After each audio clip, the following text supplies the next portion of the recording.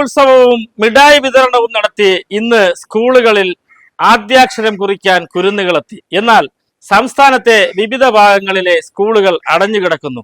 പ്രത്യേകിച്ച് തലസ്ഥാനത്തെ നഗരസഭയുടെ കീഴിലുള്ള പല പ്രീ പ്രൈമറി സ്കൂളുകളും ഇന്ന് അടച്ചിട്ട അവസ്ഥയിലാണ്. വലിയതുറ പ്രദേശത്തെ പാൽക്കുളങ്ങരയിലെ കമലേശ്വരത്തെ തുടങ്ങി ഈ പട്ടിക നീളുന്നു. തീരദേശത്തടക്കം കുഞ്ഞുങ്ങളെ ആദ്യാക്ഷരം പഠിപ്പിക്കേണ്ട ഈ കേന്ദ്രങ്ങൾ പൂട്ടിക്കിടക്കുമ്പോഴാണ് നാം ഏറെ അവകാശവാദങ്ങളുമായി മുന്നോട്ടു പോകുന്നത്.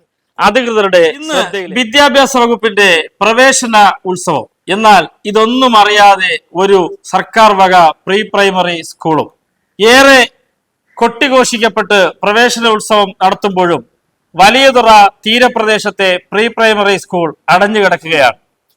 ഇവിടത്തെ വിശേഷങ്ങൾ ചോദിച്ചത് സ്കൂളുകളിൽ പ്രവേശന ഉത്സവമായിരുന്നു. ഇത് വലിയതുറയിലെ പ്രീ പ്രൈമറി സ്കൂളാണ്. ഈ സ്കൂൾ ഇന്ന് അടഞ്ഞു കിടക്കുകയാണ്. എന്താണ് കാര്യം? 2-3 വർഷം കൊണ്ട് അവിടെ ഇപ്പൊ പഠിത്തങ്ങളില്ല. ഏതോ ഹോസ്പിറ്റലിലെ എന്തോ ക്യാമ്പുകാരൊക്കെയാണ് അവിടെ വന്ന് വരെയും പോകുകയൊക്കെ ചെയ്യുന്നത്. അവിടെ അവര് തന്നെ രാത്രിയിലൊക്കെ ഉണ്ടായിരിക്കും ചില ദിവസങ്ങളിൽ. പിന്നെ നേഴ്സുമാര് ഒരു റൂമിനകത്ത് വരവുണ്ട്.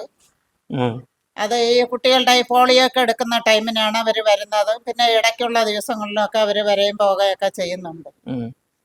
സ്കൂളുകളിലെ കുട്ടികൾ വരുന്നുണ്ടോ? ആ സ്കൂളിൽ പൊതുവെ കുട്ടികൾ സ്കൂളിലേക്കായിട്ടില്ല, നഴ്സറിയിലേക്കായിട്ടില്ല.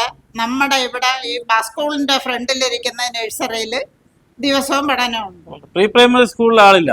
അല്ല, അതിനകത്താണില്ല. 3 വർഷമായി. എന്താണ് കാര്യം എന്നറിയാമോ? എന്താണെന്നുള്ളത് എനിക്ക് അറിയത്തില്ല. ഇന്ന് ആരും വന്നില്ല. ഇപ്പോഴും പൊതുവെ വരുന്നില്ല, ദിവസവും അങ്ങനെ വരുന്നില്ല. നമ്മളിവിടെ താമസം ആയതുകൊണ്ട് നമുക്കെല്ലാം അറിയാൻ പറ്റുന്നു. അധ്യാപകരൊക്കെ വന്നുപോയി. ഇല്ല, അവരും വരവില്ല. ഇല്ല, തൂപ്പുകാരൊക്കെ മാത്രം വരും.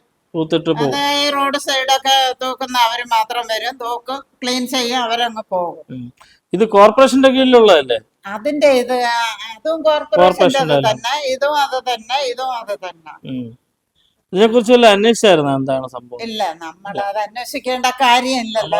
നമുക്ക് അതിൻ്റെതായ കുട്ടികളില്ല പഠിക്കാന്. അത് മാത്രമല്ല, നമ്മൾ ഭവനം നഷ്ടപ്പെട്ട് 7 വർഷം കൊണ്ട് നമ്മൾ ഈ ക്യാമ്പിൽ താമസിക്കുന്നതാണ്. നമ്മളെ വാടകയ്ക്ക് മാറാൻ പറഞ്ഞ് ഞാൻ മാറത്തില്ല എന്ന് പറഞ്ഞു. എന്റെ നഷ്ടപ്പെട്ട ഭവനത്തിന് പകരം എനിക്ക് ഭവനം എന്ന് തരുന്നോ അന്ന് ഞാൻ മാറുന്നതല്ലാതെ